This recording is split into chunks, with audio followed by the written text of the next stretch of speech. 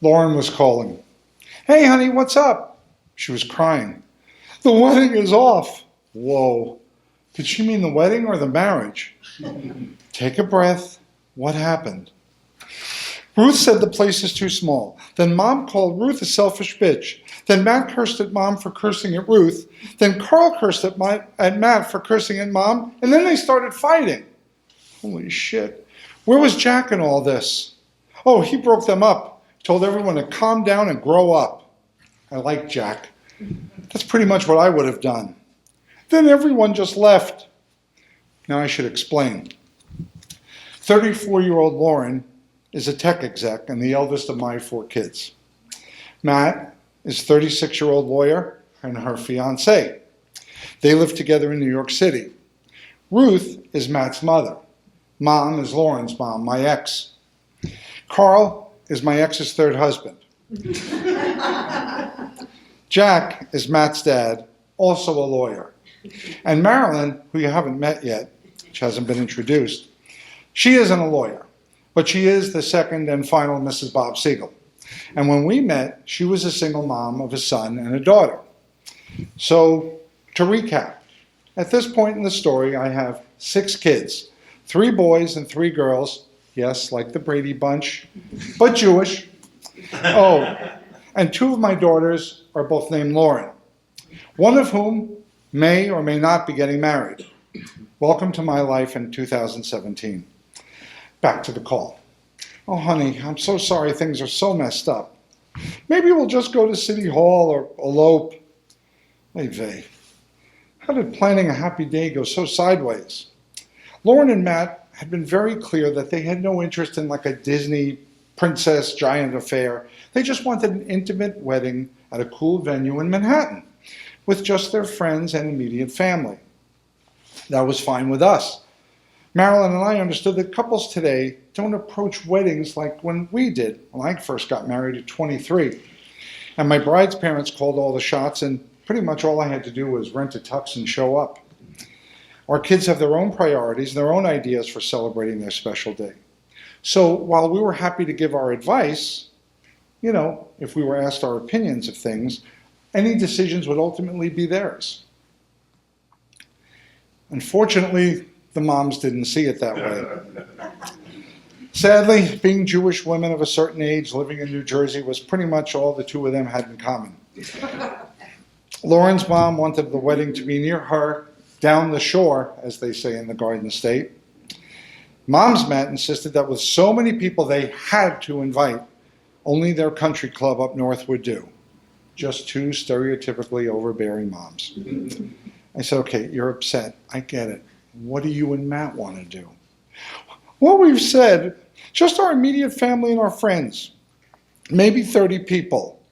Now, Marilyn and I lived in LA, so thankfully we'd been spared all this on-site drama. Excuse me.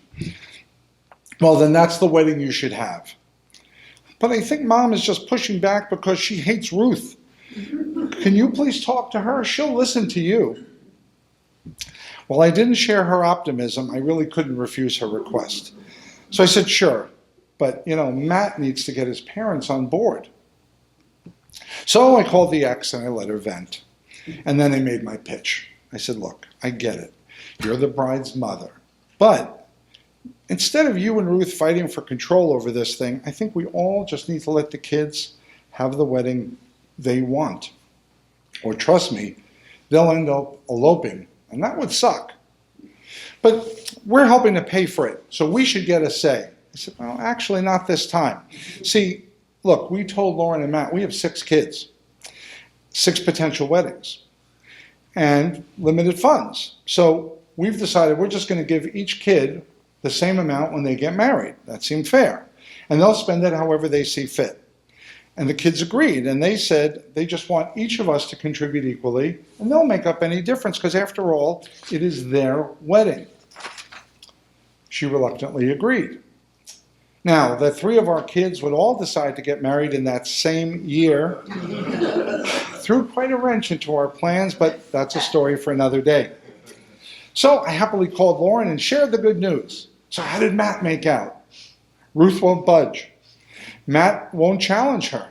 Dad, we've been fighting about this for weeks. Shouldn't he be standing up for me, for us? Of course I thought that he should. It's making me rethink everything, she went on. Is this going to be my life, having his mother telling us what to do? Or is it just wedding stress? Oh boy. Do I try to smooth things over, or should I be honest? I went with honesty. I said, honey, weddings can be stressful, but it's kind of like when someone drinks too much. A person who's fun-loving drinks too much, it lowers their inhibitions, and sure, maybe they'll start singing or dancing on a table or something, but they don't become violent, right? Do you understand what I'm saying? Okay, so you're saying it's not the wedding. Okay, so what do I do? Now, I'd spent decades as a consultant giving advice to clients. But see, clients pay for your advice. And so therefore, they usually follow it. But you really can't charge your kids for advice. And I know, because I've tried. And I learned, too, that once kids are past the age when you can tell them, like, they have to do their homework or they can't have dessert unless they eat their dinner, you can't really make them do anything. So long ago, I switched my whole approach to basically encouraging my kids to determine what they thought the best options were, and then we'd review them together. I said, look, you need to share your concerns and your feelings with Matt, and be honest, because then you'll know what to do, and we can go from there. A few days later, we spoke again. This time, she was very upbeat. Matt understood. He spoke with Jack first, and together, they laid things out for Ruth. And Ruth actually apologized. Said she understands, but she just hates having to exclude anyone from her only son's wedding. I guess having 2 trial lawyers make the case didn't hurt. And she said, Matt wants us to have the wedding we want, but he'd like to find a way to make his mom happy too. Do you have a solution? Now, actually, I'd been giving this a lot of thought. So I tried to approach the whole thing, logically. Matt's parents wanted a big party. The kids didn't. I said, how about a compromise? She said, what compromise? I said, well, what if Ruth and Jack throw you guys an engagement party for everyone they want to invite at their club? Then you guys go on and have the wedding you want in the city. She loved the idea. Matt loved the idea. And most of all, so did both moms. So they settled on a date. They sent invitations. But, and what I guess we all should have expected, before long, the moms were at it again. This time over the definition of immediate family.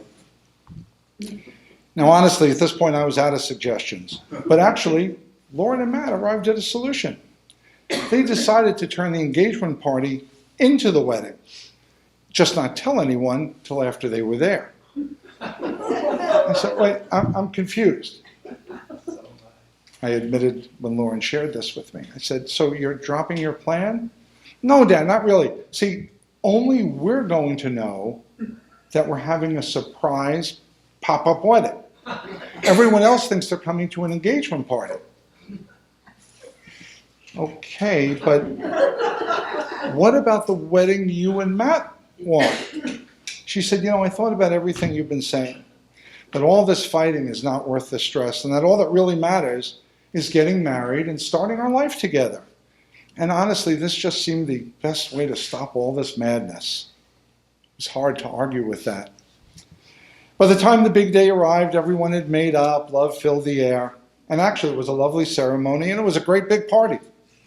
And 9 years and 2 adorable granddaughters later, they're happy. And by alternating the years where they spend all the major holidays, they're doing a reasonably good job at managing their 2 overbearing moms. Thank you.